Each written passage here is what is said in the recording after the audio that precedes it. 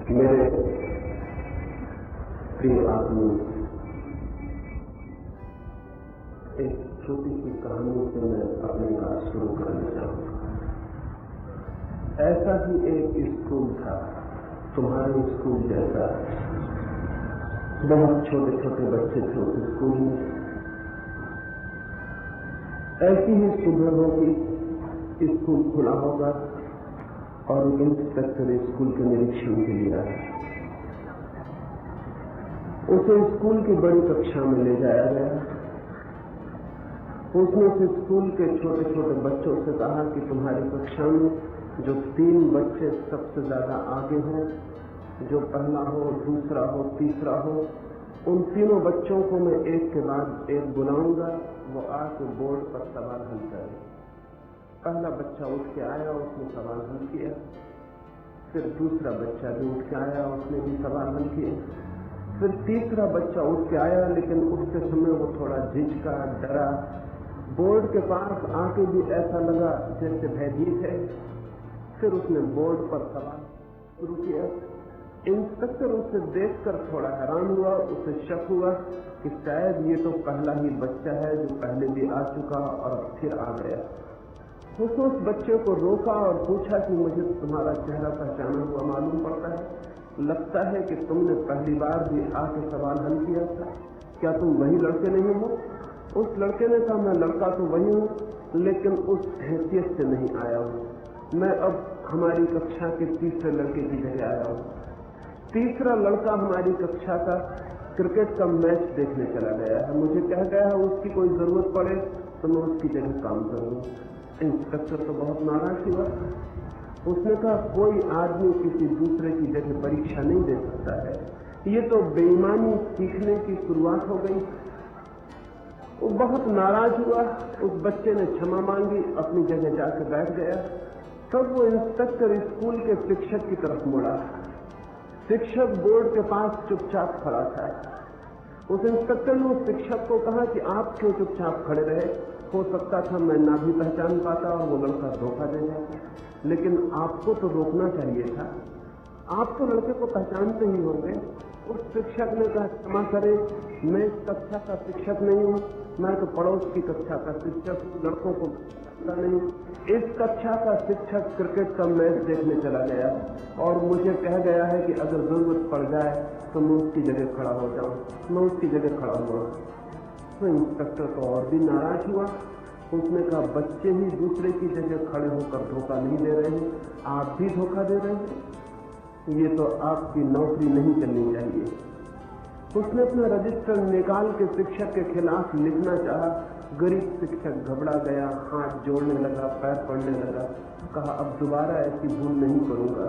उस इंस्पेक्टर को दया आ गई और उसने कहा कि इस बार तुम बच जाते हो, क्योंकि मैं असली इंस्पेक्टर नहीं हूँ। असली इंस्पेक्टर क्रिकेट का मैच देखने चला गया। मैं उसका पड़ोसी हूँ। मुझसे कह गया है कि कोई काम पड़े तो जाकर मैं निरीक्षण करूँ। इस कहानी से क्यों मैं शुरू करना चाहता हूँ? इस पूरे देश की कहानी ऐसी हो गई। छोटे से बच्चे से लेकर देश के बड़े राष्ट्रपति तक सब धोखा है, सब बेईमान है। छोटे से आदमी से लेकर बड़े से बड़े आदमी तक आत्मवंचना है, वंचना है।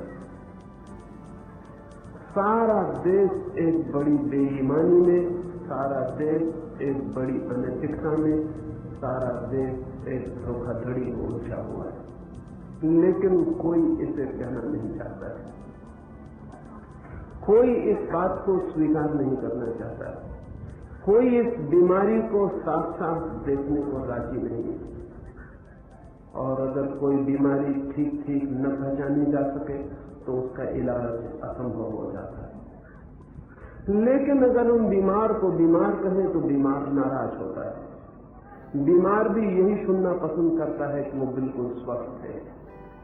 और हम तो इस देश में झूठी बातें सुनने के इतने आदी हो गए हैं कि जिसका कोई हिसाब नहीं। शायद इसीलिए हम झूठी बातें सुनने के आदी हो गए हैं कि सच्ची बातें कहने जैसी हमारे व्यक्तित्व में बिल्कुल नहीं है। झूठी बातों को कह के ही हम मन को समझा देते हैं। आज सारे देश में, गांव-गांव में, कोने-कोने में हिंदुस्तान के बच्चे गीत गाएंगे, सारे जहां से अच्छा हिंदुस्तान हमारा, और सारे जहां से बदतर हालत है हिंदुस्तान। इस झूठ को हम दोहराएंगे। हिंदुस्तान सारे जहां से अच्छा हो सकता है नहीं। और जब तक हम ये नहीं समझ लेते हैं कि है नहीं, तब तक वो हो भी नहीं सकता है। ये समझ लेना जरूरी है कि हमारी हालत आज दुनिया में सबसे पिछड़ी हुई, सबसे दीनहीन, सबसे बुरी। ये दुखद है जानना, लेकिन इसे जाने बिना कोई रास्ता नहीं है कि हम इस देश को अच्छा बना सकें। सिर्फ अच्छा है ये कह लेने से कोई देश अच्छा नहीं हो जाता। सिर्फ अच्छा है ये दोहरा लेने से कुछ देश के भाग्य नहीं बदल जाते। लेकिन हम हजारों साल से बड़े बड़े शब्दों का उपयोग करने के इस भांति आदी हो गए हैं कि हमें ये ख्याल ही नहीं होता कि जो हम कह रहे हैं वो सत्य है या नहीं, उसमें कोई सच्चाई है या नहीं। हिंदुस्तान देश की तरह दुनिया में बढ़िया से बढ़िया देश है, लेकिन आदमियों के लिहाज से दुनिया में बदतर से बदतर देश। हमसे ज्यादा बुरा आदमी आज पृथ्वी पर खोजना बहुत कठिन है। हमसे ज्यादा कमजोर और हारा हुआ आदमी भी खोजना कठिन है। हमसे ज्यादा धोखेधड़ी से भरा हुआ आदमी भी खोजना कठिन है। और हमसे ज्यादा अच्छी बातें करने वाली कौम भी कहीं नहीं। ये बड़ा चमत्कार मालूम हो रहा है। जो कौम धर्म की दिन रात बात करती हो, जो महावीर, बुद्ध, मोहम्मद और गांधी की चर्चा करती हो, जो कुरान, गीता और बाइबल से नीचे बात ही न करती हो, अगर हम उसके चरित्र को और उसके व्यक्तित्व को देखें तो बहुत हैरान हो जाना पड़ता है। मुझसे लोग जगह जगह पूछते हैं कि इतनी धर्म की जहां बात चलती है, इतने अच्छे लोग जहां पैदा होते हैं, वो समाज अच्छा क्यों नहीं हो पाता। फिर धीरे धीरे मुझे दिखाई पड़ने लगा कि कहीं ऐसा तो नहीं है कि हम इतने बुरे लोग हैं कि सिवाय अच्छी बातें करने के हम और कुछ भी नहीं कर सकते। कई बार ऐसा हो जाता है, जो कौम कुछ भी नहीं कर सकती वो बातचीत ही करना शुरू कर देती है। फिर बातचीत के धुएं में ही अपने को भुलाने की हम कोशिश में लग जाते हैं। हमें ख्याल ही भूल जाता है कि जिंदगी बातचीत से नहीं बनती। जिंदगी के तथ्य बातचीत करने से नहीं बदलते, और अच्छी बातें कर लेने से अच्छा समाज निर्मित नहीं हो जाता। बल्कि सच तो यह है कि जो समाज अच्छा नहीं है वो अच्छी बात करने का भी हकदार नहीं। मेरे एक मित्र पटना यूनिवर्सिटी के प्रोफेसर हैं, वो पीछे स्वीडन गए। स्वीडन गए थे वो भारत के धर्म के संबंध में समझाने। हिंदुस्तान के लोग हिंदुस्तान के बाहर जाते हैं धर्म को समझाने, और कोई उनसे दुनिया में नहीं पूछता। अगर मेरा बस चले तो दुनिया के लोगों से कहूं, हिंदुस्तान का कोई भी आदमी बाहर आए तो उसकी गर्दन पकड़ लेना और पूछना कि पहले अपने मुल्क को धर्म समझाओ फिर यहां आना। लेकिन हिंदुस्तान ने एक धंधा बना रखा है हिंदुस्तान के बाहर जाके धर्म की बातें करने का। वो मित्र भी स्वीडन गए थे धर्म की बातें करने। वो जिस होटल में ठहरे थे, सुबह उठ के ही उन्होंने होटल के बैरा को कहा कि मुझे शुद्ध दूध चाहिए, प्योर मिल्क चाहिए। उस बैरा ने कहा, प्योर मिल्क, शुद्ध दूध? हमारे मेनू में ऐसी कोई चीज नहीं। पेस्चराइज्ड मिल्क मिल सकता है, कंडेंस्ड मिल्क मिल सकता है, लेकिन प्योर मिल्क, शुद्ध दूध जैसी कौन सी चीज होती हमें पता नहीं। आप हमें समझा दें कि शुद्ध दूध यानी क्या। फिर उस बैरा ने कहा कि मैं बहुत पढ़ा लिखा आदमी नहीं हूं, मैं अपने मैनेजर को बुला लाता हूं, वो शायद समझ सके कि आपके शुद्ध दूध से क्या मतलब है, क्योंकि ये शब्द मैंने अपनी जिंदगी में सुना ही नहीं। शुद्ध दूध जैसा शब्द हिंदुस्तान के बाहर कहीं सुना भी नहीं जा सकता है। मैनेजर आया, उसने कहा कि क्षमा करिए, हम बहुत दुखी हैं कि आप शुद्ध दूध चाहते हैं, और शुद्ध दूध क्या होता है हमें यही पता नहीं, हम कैसे इंतजाम करें, आपका मतलब क्या है, आप थोड़े ब्यौरे से समझा दें। तो उन मित्र ने कहा कि मैं ऐसा दूध चाहता हूं जिसमें पानी ना मिला हो। तो उस मैनेजर ने कहा, लेकिन दूध में पानी मिलेगा ही किस लिए? दूध में पानी के होने का सवाल ही क्या है? आप कैसी बातें कर रहे हैं? हम दूध में पानी क्यों मिलाएंगे? उन मित्र ने कहा कि आप नहीं मिलाते हैं तो ठीक है, हम इसी तरह के दूध को शुद्ध कहते हैं जिसमें पानी न मिलाया गया। तो वो मैनेजर पूछने लगा, आप आते कहां से हैं? क्या वहां दूध में पानी मिलाया जाता है? वो मित्र कहने लगे, पहले मिलाया जाता था दूध में पानी, अब तो पानी में दूध मिलाया जाता है जहां पे हम आते हैं। वो मैनेजर उनसे कहने लगा, और आप धर्म के संबंध में यहां बोलने आए? आप धर्म के संबंध में यहां बोलने आए? अभी मैंने अखबारों में देखा कि स्वीडन में अगर 6 आने से दूध मिलता है तो स्वीडन के ग्वालों ने सरकार से निवेदन किया कि हम 1 पैसा दाम बढ़ाना चाहते हैं, 6.25 आने से करना चाहते हैं।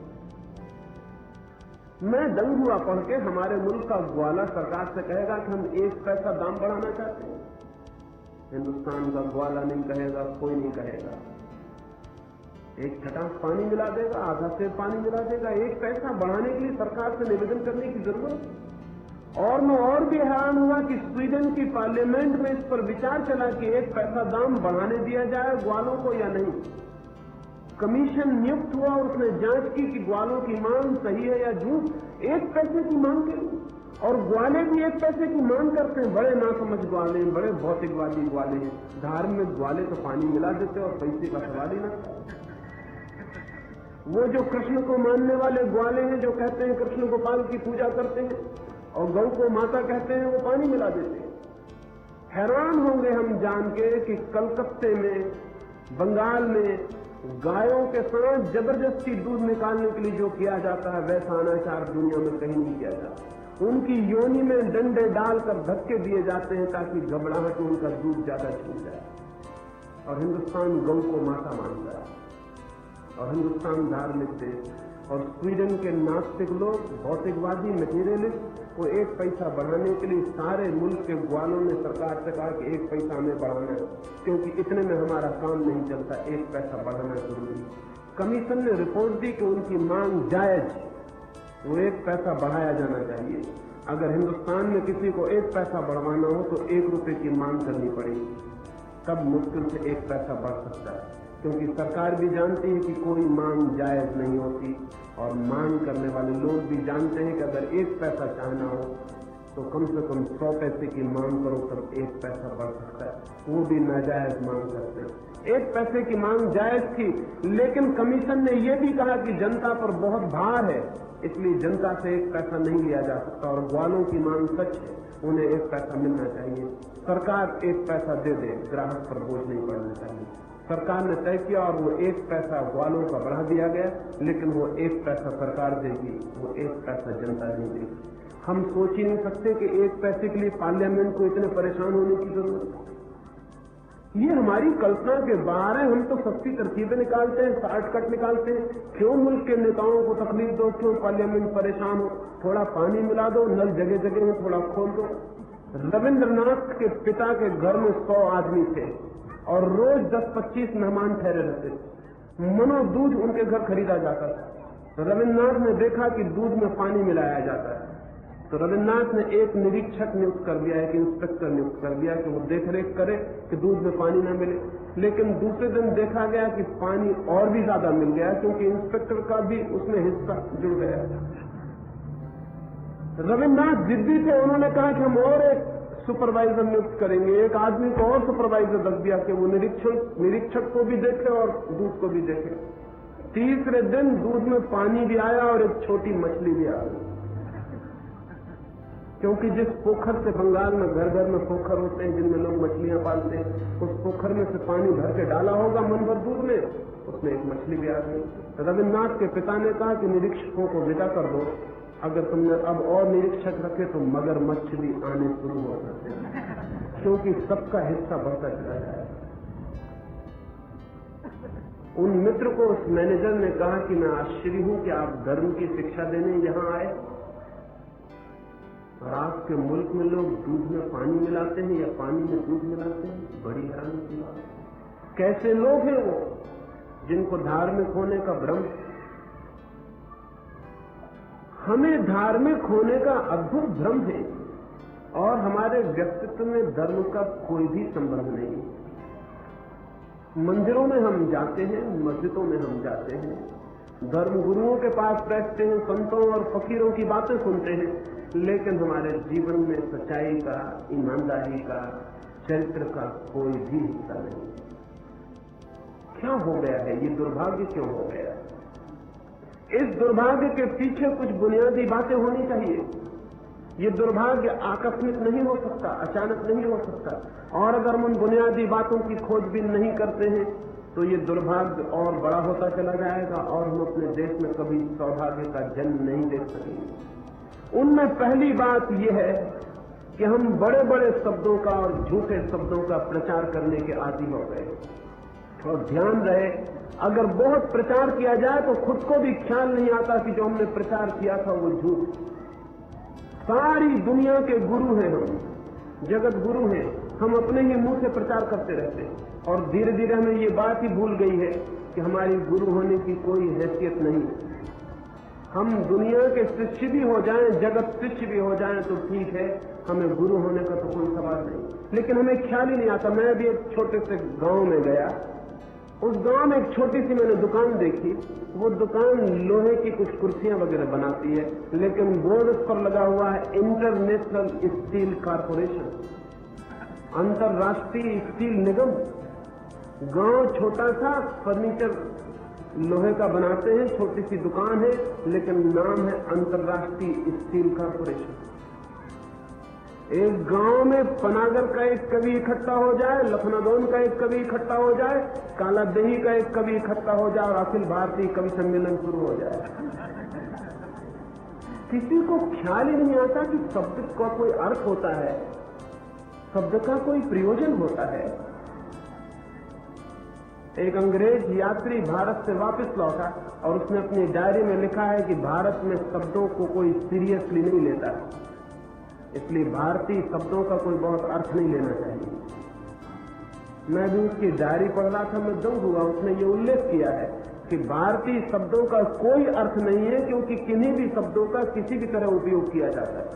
कोई शब्दों को बहुत गंभीरता से उपयोग नहीं करता है। उसने लिखा है कि मैं ऋषिकेश गया और ऋषिकेश में मैंने सुना कि वहां एक योग फॉरेस्ट यूनिवर्सिटी, एक योग विश्वविद्यालय है। तो मैंने सोचा कि हजारों विद्यार्थी उस योग विश्वविद्यालय में पढ़ते होंगे, जैसा ऑक्सफोर्ड में पढ़ते हैं 12,000 विद्यार्थी, ऐसा कोई विश्वविद्यालय होगा। तो मैं दर्शन करने गया। एक छोटे से मकान पर तख्ता लगा हुआ है और लिखा हुआ है योग फॉरेस्ट यूनिवर्सिटी, योग विश्वविद्यालय। भीतर जाके मैंने पूछा, वहां कोई भी नहीं है, सिर्फ एक आदमी रहता है। और उस आदमी ने कहा कि अभी तो कोई विद्यार्थी नहीं, कभी कभी कोई योग सीखने आ जाता है। तो ये विश्वविद्यालय कैसे हो गया? लेकिन हमें ख्याल ही नहीं आता। हम अपने अहंकार की घोषणाएं किसी भी भांति करते चले जाते हैं। इसी तरह की ये भी घोषणा है कि सारे जहां से अच्छा हिंदुस्तान हमारा। कौन कहेगा ये? न हमारे पास वस्त्र है, न हमारे पास भोजन है, न हमारे पास स्वस्थ शरीर है, न हमारे पास उम्र है, आयु है, न हमारे पास रहने के मकान है, न हमारे पास काम है, न हमारे पास उत्पादन के साधन है, न हमारे पास आत्मा है, न हमारे पास बुद्धि का विकास है। फिर भी हम दुनिया में सबसे अच्छा अपने को कहे चले जाते हैं। ये झूठ बंद होने चाहिए। हमें जानना चाहिए कि हम क्या हैं और कहां हैं। माना कि असलियत बहुत दुखद है, ये भी माना कि उसे स्वीकार करने में भी मन को पीड़ा होती है, लेकिन घाव को देखना अच्छा है बजाय ढांक लेने के, बीमारी को पहचानना अच्छा है बजाय बुला देने के, क्योंकि बुलाने से और ढांक लेने से कोई घाव कभी भी समाप्त नहीं होता।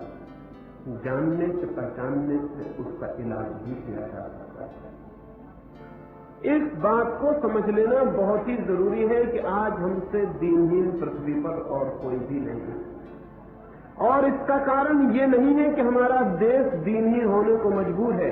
इसका कुल कारण इतना है कि देश को दीनहीन बनाने में हम सारे लोग सहयोगी हैं, अन्यथा देश महान भी हो सकता है, समृद्ध भी हो सकता है, शक्तिशाली भी हो सकता है। लेकिन हमें ख्याल ही नहीं पैदा होता इस बात का, हमें ये स्मरण ही नहीं आता, हमारी समझ ही कहीं जैसे भटक गई है हजारों वर्ष से, और हमें पहचान में भी ये बात नहीं रह गई है कि इस देश को सौभाग्यशाली बनाना है तो कविताएं करके सौभाग्यशाली नहीं बनाया जा सकता, न ऊंचे गुणगान से सौभाग्यशाली बनाया जा सकता है। सौभाग्यशाली बनाना है तो श्रम करना होगा, मेहनत करनी होगी, समझना होगा, जीवन के विज्ञान को विकसित करना होगा। एक बात इसलिए प्राथमिक रूप से ये कहना चाहता हूं, हम बड़े शब्दों का उपयोग बंद कर दें और अपनी स्थिति के अनुकूल शब्दों की खोज करें। दूसरी बात ये कहना चाहता हूं कि इन बड़े शब्दों के व्यवहार के कारण, इन बहुत बड़े बड़े शब्दों के निरंतर उच्चारण के कारण, इन बड़े बड़े शब्दों की घोषणाओं के कारण हम तथ्यों को देखने में धीरे धीरे अंधे हो गए। तथ्यों और फैक्ट के संबंध में हमारी कोई जानकारी, कोई पहचान, कोई प्रतिज्ञा नहीं रह गई। हम पहचान ही नहीं पाते कि तथ्य क्या है। रूस की औसत उम्र 68 वर्ष है, स्वीडन की औसत उम्र 72 वर्ष है, 80 वर्ष तक की औसत उम्र के लोग दूसरी फॉर्म में हैं। हमारी औसत उम्र 30 साल के आसपास अटकी हुई है। हम अपनी औसत उम्र नहीं बढ़ा पाते हैं तो हम मान लेते हैं कि भाग्य जितनी उम्र तय कर देता है उतनी ही उम्र होती है। भाग्य से तय है कि आदमी की उम्र कितनी हो। हिंदुस्तान में एक आदमी की औसत आमदनी 20 नए पैसे से ज्यादा नहीं।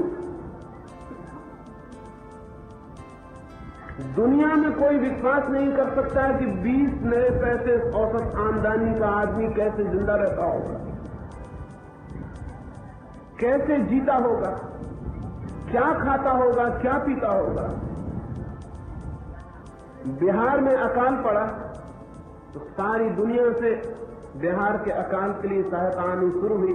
मैंने सुना है अमेरिका में एक छोटी बच्ची अपनी मां से पूछती है कि अकाल का क्या मतलब होता है, क्योंकि अमेरिका में अकाल का बच्चों को पता ही नहीं कि इसका अर्थ क्या होता है। अमेरिका के बच्चों को अकाल का अर्थ पता नहीं। हिंदुस्तान के बच्चों को जन्म के साथ ही अकाल में ही जीना पड़ता है।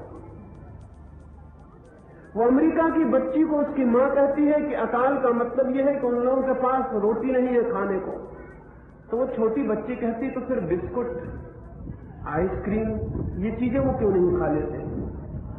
उसकी मां कहती है पागल, उनके पास बिस्कुट आइसक्रीम भी नहीं है। तो उनकी छोटी बच्ची कहती तो फिर उनके फ्रीज में फल वगैरह तो होंगे, वो फल क्यों नहीं खा लेते। वो बच्ची वही कहती जो उसके घर में है। उसकी मां कहती पागल, उन्हें फ्रीज का पता ही नहीं कि फ्रीज क्या होता है। वो बच्ची कहती बड़े अजीब लोग हैं, उनके पास फ्रीज भी नहीं, फल भी नहीं, बिस्कुट भी नहीं, रोटी भी नहीं, तो वो क्या कर रही है इतने दिनों से, ये चीजें कहां खो गई। वो बाजार से क्यों नहीं खरीद लेते। उसकी मां कहती लेकिन उनके पास पैसे भी नहीं। लेकिन अमेरिकी लड़की को, छोटी बच्ची को यह समझना बिल्कुल मुश्किल है कि दुनिया में ऐसे अरबों लोग हैं जिनको फ्रीज का पता ही नहीं कि क्या होता है। करोड़ों बच्चे हैं जिन्हें बिस्कुट का कोई पता नहीं। करोड़ों बच्चे हैं जो अकाल में ही पैदा होते हैं, अकाल में ही जीते हैं और समाप्त होते हैं। आज अमेरिका के बच्चों को ये समझना बिल्कुल मुश्किल है। ये उनकी कल्पना के बाहर है, ये उनके हिसाब के बाहर है। लेकिन ये क्या हो गया, क्या हमारी जमीन बांझ है? क्या हमारी जमीन पैदा नहीं कर सकती? क्या अमेरिका की जमीन में कोई विशेषता है? नहीं, हमारी जमीन बहुत समृद्ध, बहुत पैदा कर सकती है, लेकिन हमारी बुद्धि बांझ है, हमारी शक्ति बांझ है, हमारी आत्मा मर गई है, हम कुछ भी नहीं कर पाते। हिरोशिमा में एटम बम गिरा 20 साल पहले। जिन लोगों ने जाके उस एटम बम की जलती हुई बस्ती को देखा, राख हो गई बस्ती को, उन्होंने समझा कि अब हिरोशिमा में कभी भी कुछ नहीं होगा, वो हमेशा के लिए नष्ट हो गया। 1,20,000 लोग एकदम जल के राख हो गए, मकान जमीन से मिल गए, वृक्ष समाप्त हो गए, पक्षी मर गए, वहां कोई जीवन न रहा, सपाट जला हुआ मैदान रह गया। आज 20 साल बाद जो हिरोशिमा देखने जाते हैं वो दंग रह जाते हैं। आज हिरोशिमा से ज्यादा सुंदर बस्ती पृथ्वी पर दूसरी नहीं, और हिरोशिमा के लोग अकड़ के ये बात कहते हैं कि अच्छा हुआ एटम गिर गया, हमारा पूरा गांव नया हो गया, नई सड़कें, नए मकान, सब नए बगीचे, सब नया हो गया। आज जापान में हिरोशिमा और नागासाकी सुंदरतम गांव हो गए। 20 साल पहले जो जल के राख हो गए थे, 20 साल में वो फिर से स्वर्ग बन गए। हम न कभी जले, न हम कभी राख हुए, लेकिन फिर भी हम स्वर्ग नहीं बना पाते, फिर भी हम कुछ नहीं कर पाते। जर्मनी हर 15-20 साल में युद्ध से गुजरा, हर बार बर्बाद हो गया, 15-20 साल में फिर शक्तिशाली हो जाता है, फिर खड़ा हो जाता है। हम महाभारत के बाद किसी बड़े युद्ध से नहीं गुजरे, और कौन जाने महाभारत कभी हुआ या नहीं हुआ। हो सकता है वो सिर्फ कहानी हो, और अगर हुआ भी होगा तो 5000 साल पहले कभी हुआ होगा। महाभारत के बाद हम किसी बड़े युद्ध से नहीं गुजरे, हमने कोई बर्बादी नहीं देखी, लेकिन हम बर्बाद ही बर्बाद होते चले जाते हैं। दुनिया में कौमें बर्बाद होती हैं, 10 साल में पुनरुज्जीवित हो जाती हैं। मालूम होती है उनके पास कोई आत्मा है, कोई आत्मा है जो मरने से इंकार करती है, जो लड़ती है और फिर जीवित हो जाती है। हमें देख के ऐसा लगता है हमारे पास कोई आत्मा नहीं, ये आत्मा हमारी खो कैसे गई। और हम आत्मवादी लोग हैं, हम आत्मा ही आत्मा की सुबह से रात तक बात करते हैं कि आत्मा अमर है, आत्मा मरती नहीं, और हमें कोई देखे तो पता चलता है हमारे भीतर कोई आत्मा ही नहीं। जापान या जर्मनी जैसे लोग कह सकते हैं कि उनके पास आत्मा है। जर्मनी में 1 करोड़ लोगों की हत्या हुई पिछले महायुद्ध में। 1 करोड़ लोग जब किसी मुल्क में हत्या होती तो लाशें उड़ गई, लाशों को फेंकना मुश्किल हो गया। बर्लिन तक ठेठ सारे देश के मकान बर्बाद हो गए, सारे बड़े विश्वविद्यालय, सारे मकान गिर गए, सब आग से जल गए, सब बर्बाद हो गए। आज कोई जाके देखे निशान नहीं मिलेगा कि कभी 20 साल पहले यहां बम गिरे, कोई निशान नहीं मिलेगा, सब नया हो गया। फिर उन्होंने बता दिया, अजीब बात है। और ये सारे लोग चिल्ला के नहीं कहते फिरते कि उनका देश दुनिया में सबसे अच्छा है। उनके देश को देख के लगता है कि वो अच्छा है, उनकी हिम्मत देख के लगता है कि वो अच्छा है। हम सिर्फ बातचीत किए चले जाते हैं। नहीं, ऐसे नहीं चलेगा, ये बातचीत बहुत हो चुकी, अब आगे नहीं होनी चाहिए। आने वाले बच्चों को हम बातचीत करना नहीं सिखाना चाहते हैं, उन्हें हम कुछ तथ्यों को बदलने की हिम्मत और ताकत देना चाहते हैं। ये तुम छोटे छोटे बच्चों के हाथ में होगा आने वाले दिनों में कि इस देश को कैसा बनाते हो। ये देश दुनिया में सबसे अच्छा बन सकता है, लेकिन अभी है नहीं। और अगर तुमने समझ लिया कि ये है तो फिर बनाने का कोई सवाल नहीं है, बात खत्म हो गई। अगर भिखमंगा समझ ले कि वो सम्राट है तो फिर भिखमंगा ही रहेगा, फिर सम्राट होने का प्रश्न क्यों करेगा? जो सम्राट है ही उससे प्रश्न करने की क्या जरूरत? हम चिल्ला के कहते रहते हैं कि भारत सोने की चिड़िया है। मैंने बहुत खोजबीन की, मुझे वो सोने की चिड़िया कहीं भी दिखाई नहीं पड़ती। और कब थी भारत की सोने की चिड़िया, वो भी मुझे दिखाई नहीं पड़ता। भारत हजारों साल से गरीब और दीन और दरिद्र। आज जितना समृद्ध है भारत, अगर इसको समृद्ध कहें, इतना भी समृद्ध कभी नहीं था। क्योंकि समृद्धि का एक लक्षण होता है, जैसे ही देश समृद्ध होता है उसकी जनसंख्या बढ़नी शुरू हो जाती है। हिंदुस्तान की जनसंख्या हजारों साल तक ठहरी हुई, जनसंख्या बढ़ती नहीं, क्योंकि बच्चे पैदा होते और मर जाते। 10 में से 7 बच्चे मरते रहे। अमीर बच्चों में तो 10 में से 1 बच्चा मरता है समृद्ध मुल्क में। और वो कहते हैं कि और मुल्क समृद्ध होगा तो 10 में से 1 भी बच्चे को नहीं मरने देंगे। गरीब मुल्कों के 10 में से 7 बच्चे मरते हैं। हिंदुस्तान की जनसंख्या बुद्ध के जमाने में 2 करोड़ थी, और कोई 2000 साल तक 2, 2.5, 3 करोड़ के बीच अटकती रही। संख्या इधर बढ़ी 200 वर्षों में, और आज जोर से बढ़ रही है। आज हमारे बच्चे एकदम मर नहीं जाते हैं, हालांकि जीते हैं मरे मरे, लेकिन एकदम मर नहीं जाते। इतनी हमारी समृद्धि है कि मरे मरे जीते चले जाते हैं। अभी तुम बच्चों की शक्ल में देखता हूं, तुम कभी रूस के बच्चों की किताब उठा के उनकी शक्ल देखना, उनकी किताब में पढ़ता हूं तो बंद कर देता हूं। मन होता है उसे देखना नहीं चाहिए, उनके बच्चों की तस्वीर देखना नहीं चाहिए। उनके बच्चों की तस्वीर को देखती छाती में तीर सा लगता है। हमारे बच्चे, उनके बच्चे जीवित मालूम पाते हैं। उनके बच्चों की रौनक और है, उनके बच्चों की आंखों की चमक और है, उनके बच्चों का शरीर कुछ और है। और हमारे बच्चे ऐसे लगते हैं जैसे दिया जल रहा हो और तेल न हो भीतर, तो धुआं फैलता हो, थोड़ी पीली पीली रोशनी उठती हो जो बत्ती के जलने से पैदा होती, तेल के जलने से। ऐसा हमारा बच्चा दिखाई पड़ता है। उनके बच्चे कुछ और ही बात मालूम करते हैं। ऐसा लगता है कि भीतर शक्ति का उबाल आया हुआ है। बच्चे कुछ करने को तत्पर है, बच्चे कुछ जीने के लिए तत्पर है, कुछ करेंगे, कुछ जिएंगे। लेकिन हमारे बच्चे तो इतने छीन सकती हैं कि उनसे हम क्या आशा करें कि वो जिएंगे, हम क्या आशा करें कि वो क्या करेंगे। वो जी रहे हैं, ये चमत्कार है, ये आश्चर्य है कि वो जिंदा है। भारत हमेशा से गरीब था, आज भी गरीब है। आज गरीबी हमें और खलती है क्योंकि सारी दुनिया भी पहले गरीब थी, हम भी गरीब थे तो बात इतनी नहीं खलती थी। 300 वर्षों में सारी दुनिया तो समृद्ध हो गई और हम गरीब के गरीब बने रहे। 300 वर्षों में सारी दुनिया ने अंबार लगा लिए। रूस की ट्रेनों में पिछले 5-7 वर्ष पहले तक कोयले की जगह गेहूं जलाया जाता था। हमारी कल्पना के बाहर है। यहाँ आदमी के इंजन में हम गेहूं नहीं डाल पाते और रेल में गेहूं जलाते हैं, पागल है क्या? लेकिन रूस का इंजीनियर जानता है कि कोयला बनने में बड़ी मुश्किल होती है। कोयला लाखों साल में बनता है जमीन के नीचे। कोयले को बनाना आसान और जल्दी संभव नहीं है। कोयले की संपत्ति तय है, लेकिन गेहूं तो हम पैदा कर लेते हैं और इतना गेहूं पैदा कर लेते हैं कि गेहूं को जला देते हैं कोयले के लिए। आज अमेरिका दुनिया भर के गरीबों को भोजन दे रहा है, हम अपने लिए भोजन नहीं पैदा कर पाते।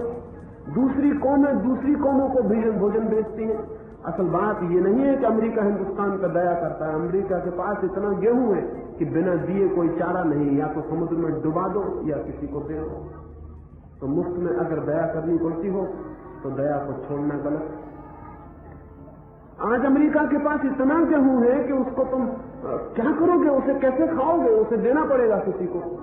और हम कृषि प्रधान देश, जहां 100 में से 90 आदमी गेहूं पैदा कर रहे हैं और फिर भी भूखे हैं, और जहां अमेरिका में 100 में से केवल 15-20% लोग गेहूं पैदा करने में लगे हैं, वो अतिरिक्त गेहूं पैदा कर रहे हैं। मामला क्या है? अमेरिका कृषि प्रधान नहीं है और अमेरिका आपको गेहूं देता है, और आप कृषि प्रधान है और आपको गेहूं मांगना पड़ता है। 100 में से 80-90 आदमी खेतीबाड़ी में लगे हुए हैं और अमेरिका में 20% आदमी खेतीबाड़ी में लगे हुए। सोचने जैसा मामला है कि ये बात क्या है। कुछ गड़बड़ है कहीं हमारे काम के ढंग में, हमारे जीने के ढंग में, हमारी विचार की पद्धति में। हमारे भीतर कहीं कोई बुनियादी भूल चल रही हजारों वर्ष से, और वो भूल हमें डुबाए चली जाती है। और अगर हम उस भूल के प्रति नहीं जागते तो हमारा आगे कोई भविष्य नहीं। वो भूल क्या है? वो भूल मैं इंगित करना चाहता हूं। वो भूल ये है कि हमने भौतिकता को जितना मूल्य देना चाहिए था वो नहीं दिया। हम थोथे अध्यात्म की बातों में बहुत समय जाया किए। मैं ये नहीं कहता हूं कि अध्यात्म की बातें व्यर्थ हैं, मैं ये कहता हूं लेकिन अध्यात्म की बातों के हकदार वही लोग हैं जो भौतिक जीवन और जगत को जीतने में समर्थ हैं। उसके पहले अध्यात्म की बातें करना गलत है। जैसे कोई आदमी एक मकान बनाए, नींव तो रखने के पत्थर न हो उसके पास, और मकान के शिखर बनाने की योजना करे, तो हम उसे पागल कहेंगे। हम कहेंगे पहले नींव के पत्थर चाहिए, फिर मकान का शिखर बनेगा। पहले मंदिर का नीचे का पत्थर रखो, दीवारें बनाओ, फिर शिखर बनाना। लेकिन वो आदमी कहे कि हम नींव वगैरह की बात नहीं करते, हम तो सिर्फ शिखर बनाना चाहते हैं। अध्यात्म जीवन का शिखर है, भौतिकता जीवन की भूमि है, जीवन की बुनियाद है। पश्चिम के मुल्क, दुनिया के मुल्क भौतिकवाद की बुनियाद रख रहे हैं। आज नहीं कल उनके आध्यात्मिक जीवन का शिखर भी प्रकट होगा, लेकिन हमारे पास भौतिकता की बुनियाद नहीं। हम भौतिकवाद के दुश्मन लोग हैं। हम जिस आदमी को भी देखते हैं वो गाली देता हुआ मालूम पड़ता है कि भौतिकवाद में क्या रखा हुआ है। लेकिन शरीर भौतिक है, पेट के लिए रोटी चाहिए वो भौतिक है, कपड़े चाहिए वो भौतिक है, सड़कें बनानी है वे भौतिक है, इंजन बनाने हैं वे भौतिक है, सब कुछ भौतिक है, जगत में 100 चीजें भौतिक हैं, उनमें से एकाध चीज आध्यात्मिक है, और वो आध्यात्मिक भी 99 भौतिक चीजें जब इकट्ठी हों तब उसके पैदा होने की संभावना होती है, उसकी पैदा होने की संभावना भी नहीं होती। ये बड़े मजे की बात है कि जीवन में जो श्रेष्ठतम चीजें हैं वो निकृष्टतम चीजों पर निर्भर करती हैं। निकृष्ट चीजें श्रेष्ठ के बिना भी हो सकती हैं, श्रेष्ठ चीजें निकृष्ट के बिना नहीं हो सकती। मकान की नींव बिना शिखर के भी हो सकती है, लेकिन शिखर बिना नींव के नहीं हो सकता है। एक आदमी कविता कर सकता है, लेकिन बिना रोटी के कविता नहीं हो सकती, हालांकि बिना कविता के रोटी खाना हो सकता है। रविन्द्रनाथ के मस्तिष्क से गीतांजलि निकली, नोबेल प्राइज मिली गीतांजलि को, लेकिन रविन्द्रनाथ को रोटी देना बंद कर दो, गीतांजलि विलीन हो जाएगी। और रोटी को कोई नोबेल प्राइज नहीं देगा कि आदमी अच्छी तरह से खाना खाता तो इसको नोबेल प्राइज हो, लेकिन रोटी के बिना गीतांजलि विलीन हो जाएगी। इससे गीतांजलि छोटी नहीं होती, इससे काव्य छोटा नहीं होता है, और न रोटी बड़ी होती। इससे सिर्फ यही सिद्ध होता है कि जीवन में जितनी ऊंची चीज है वो उतनी नीची चीजों की बुनियाद पर खड़ी होती है और निर्भर होती है। जीवन में जो श्रेष्ठ है वो निकृष्ट पर खड़ा होता है, और हम निकृष्ट को छोड़कर बैठे हुए लोग, हमने शरीर को, हमने भूत को, हमने पदार्थ को कोई भी मूल्य नहीं दिया, हम सिर्फ परमात्मा की प्रार्थना कर रहे हैं। ये भूल बंद होनी चाहिए। अगर इस भूल को हम बंद नहीं कर पाते हैं तो हम इस देश को कभी भी आगे उठाने में समर्थ नहीं हो सकेंगे। एक छोटी सी कहानी, इस बात को मैं पूरा करूंगा। एक छोटी सी कहानी मुझे निरंतर प्रीति कर रही है। मैंने सुना है कि रोम में एक बादशाह बीमार पड़ गया था। वो बहुत बीमार था, वो इतना बीमार था कि उसके बचने की कोई उम्मीद न रही। चिकित्सक हार गए और उन्होंने कह दिया कि मौत निश्चित है, ये बादशाह बचेगा नहीं। तब किसी ने कहा, एक फकीर आया हुआ है गांव में, वो फकीर मुर्दों को भी जिंदा कर देता है, तो आप तो भी जिंदा हैं, शायद वो आपको बचा सके। उस फकीर को लाया गया। उस फकीर ने कहा, ये बादशाह बच जाएगा, ऐसी कोई खतरनाक बीमारी नहीं है, एक छोटे से इलाज के इंतजाम की जरूरत है। अगर तुम्हारे रोम में, तुम्हारी बड़ी राजधानी में कोई एक समृद्ध और शांत आदमी मिल जाए तो उसके कपड़े ले आओ, वो कपड़े से पहना दो, ये ठीक हो जाए। वजीर भागे। उन्होंने कहा, ये तो बहुत आसान है, राजधानी में आकाश छूते महल है, समृद्ध लोगों की भीड़ है, कोई कठिनाई नहीं हो। वो नगर के सबसे बड़े धनपति के पास गए, बड़ा वजीर, वजीर के साथ राजा का बूढ़ा नौकर। वजीर ने जाके उस समृद्ध धनपति को कहा कि आप अपने कपड़े दे दें, सम्राट मरण शैया पर पड़ा है। और किसी फकीर ने कहा है कि बच सकता है अगर किसी समृद्ध और शांत आदमी के कपड़े मिल जाए। उस धनपति ने कहा, मैं अपने प्राण दे सकता हूं राजा को बचाने के लिए, उसका बचाया जाना बहुत जरूरी है, लेकिन मेरे कपड़े काम नहीं आ सकेंगे। समृद्ध तो मैं बहुत हूं, लेकिन शांति से मेरा कोई परिचय नहीं है, मेरे कपड़े व्यर्थ। फिर वजीर गांव भर में घूमता रहा, न मालूम कितने धनपतियों के द्वार खटखटाए, लेकिन यही उत्तर। सांझ हो गई, सूरज ढलने लगा, वजीर घबरा आया। उसने सांस दौड़ से नौकर से कहा, मैं तो सोचता था इलाज सस्ता है, लेकिन इलाज खतरनाक मालूम पड़ता है। वो फकीर धोखा दे गया, ये बीमारी ठीक नहीं हो सकेगी। वो बूढ़ा नौकर कहने लगा, मैं तो पहले ही समझ गया था कि इलाज बहुत मुश्किल है, ये दवा खोजी नहीं जा सकती। आप इतनी देर से समझे? उस वजीर ने कहा, तू कैसे समझ गया? उस बूढ़े नौकर ने कहा कि जब आप सम्राट के बड़े वजीर अपने कपड़े देने का विचार न करके दूसरे से कपड़े मांगने निकले, तभी मुझे शक हो गया था कि ये इलाज होना संभव नहीं। उस वजीर ने कहा, मेरे कपड़े काम नहीं आ सकते, धन तो मेरे पास बहुत है, लेकिन शांति मेरे पास नहीं। फिर वे सांझ होते होते राजमहल वापस लौटने लगे, अंधेरा पड़ने लगा। वजीर डरता है महल में घुसने से, राजा से क्या कहेंगे। और तभी महल के पीछे नदी के पार से किसी की बांसुरी की आवाज सुनाई पड़ी, कोई गीत गा रहा है। उस गीत में ऐसी शांति है कि वजीर ने सोचा कि कहीं इस आदमी को शांति न मिल गई हो, चलो इससे पूछ ले, एक आखिरी उपाय और कर ले। वे नदी पार करके उस आदमी के पास पहुंचे। अंधेरी रात, एक पत्थर की चट्टान पर बैठ के वो आदमी बांसुरी बजाता है। उसकी बांसुरी में ऐसा आनंद है, उसके स्वरों में ऐसी शांति है कि वजीर ने उसके पैर पकड़ लिए और कहा कि जरूर तुम्हें शांति मिल गई है। उस आदमी ने कहा शांति में शांति नहीं जीता हूं, शांति ही मेरा जीवन है, क्या चाहते हो? उसने कहा धन्य कि हम आ गए, राजा बच जाएगा, तुम अपने कपड़े दे दो, राजा मर रहा है। किसी ने कहा है कि शाम को समृद्ध आदमी के कपड़े चाहिए। उस निर्जन रात में वो बांसुरी बजाने वाला एकदम चुप हो गया। उसने कहा मैं अपने प्राण दे सकता हूं, लेकिन कपड़े, मैं नंगा बैठा हुआ हूं, अंधेरे में तुम्हें दिखाई नहीं पड़ रहा, कपड़े मेरे पास नहीं, शांत में हूं लेकिन कपड़े मेरे पास नहीं। उस रात वो राजा मर गया। लोग मिले जिनके पास धन था लेकिन शांति न थी। एक आदमी मिला जिसके पास शांति थी लेकिन कपड़े न थे। पश्चिम और पूरब के मुल्कों ने इसी तरह की भूल की है। पश्चिम के मुल्कों ने कपड़े इकट्ठे कर लिए हैं, धन इकट्ठा कर लिया है, शांति उनके पास नहीं।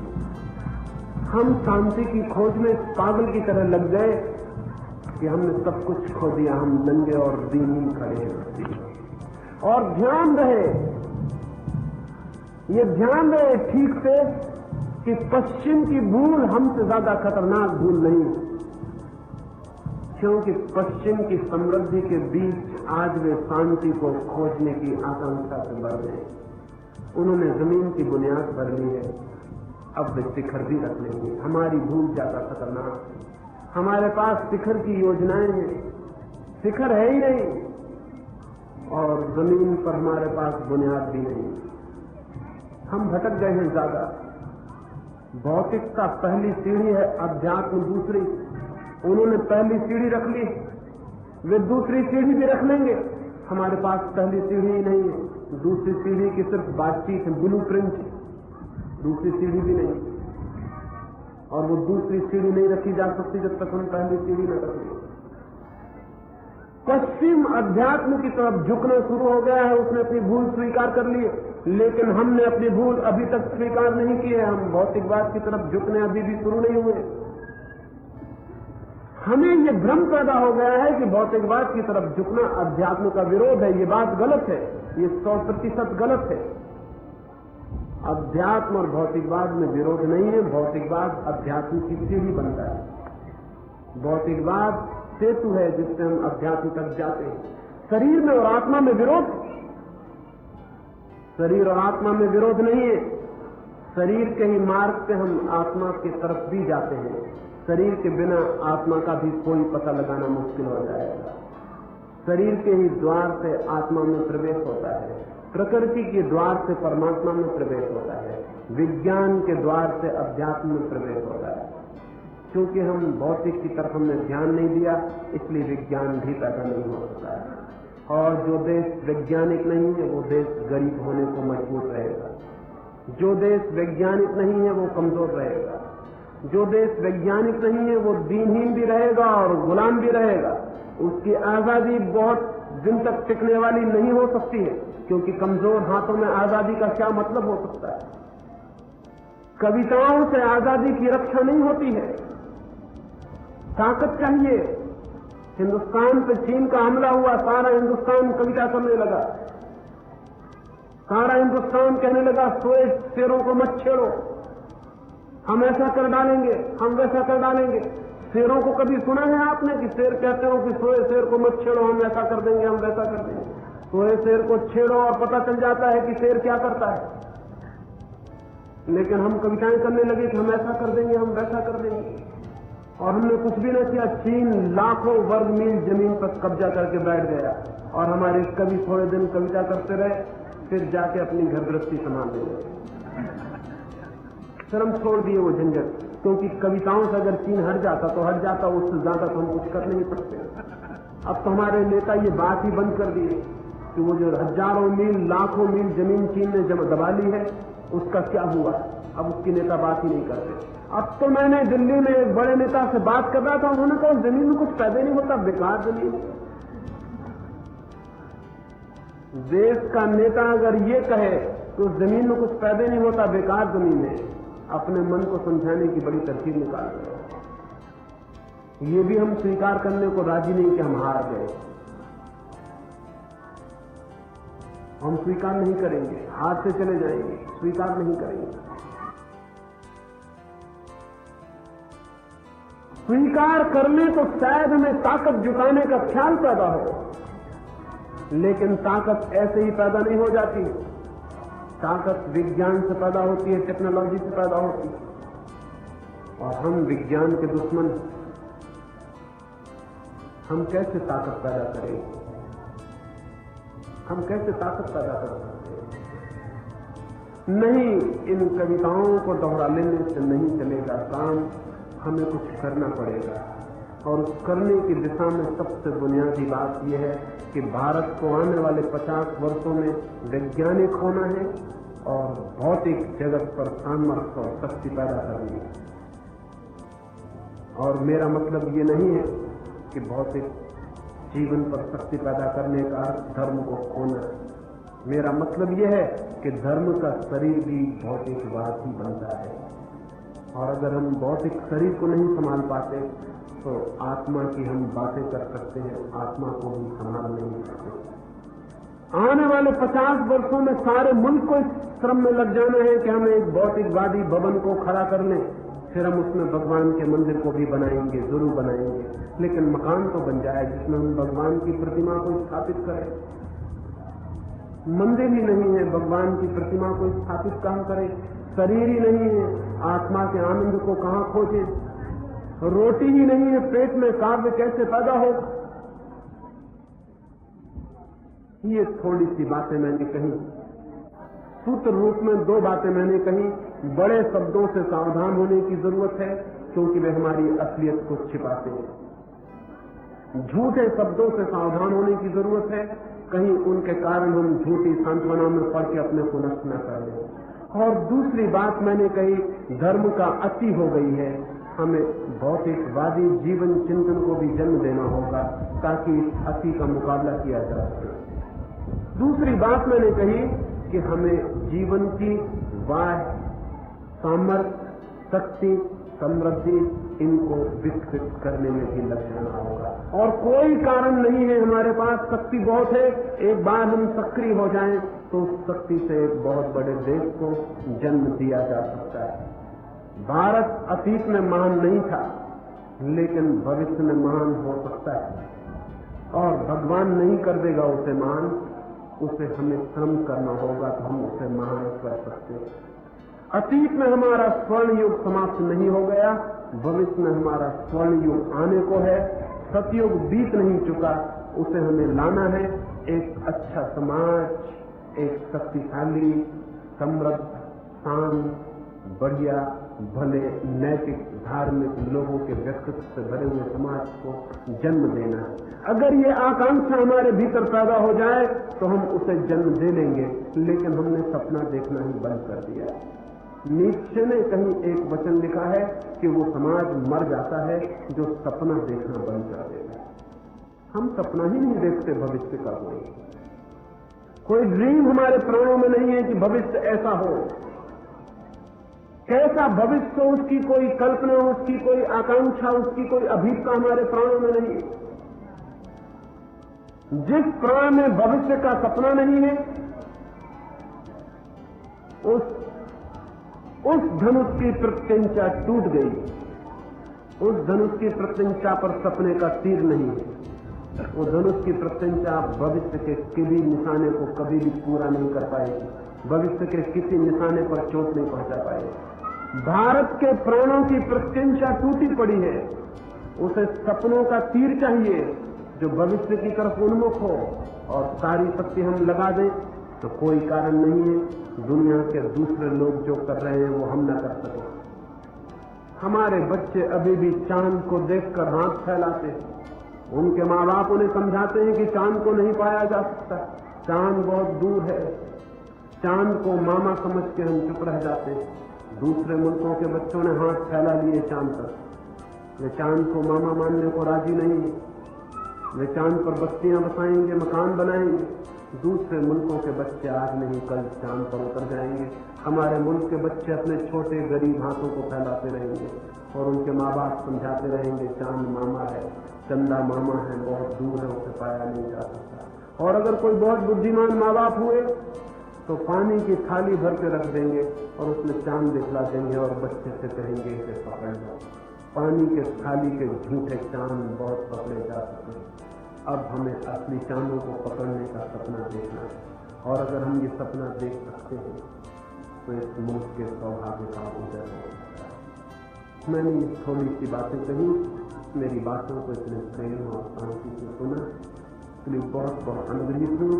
और अंत में सबके भीतर बैठे परमात्मा को प्रणाम करता हूँ। मेरे प्रणाम स्वीकार करें।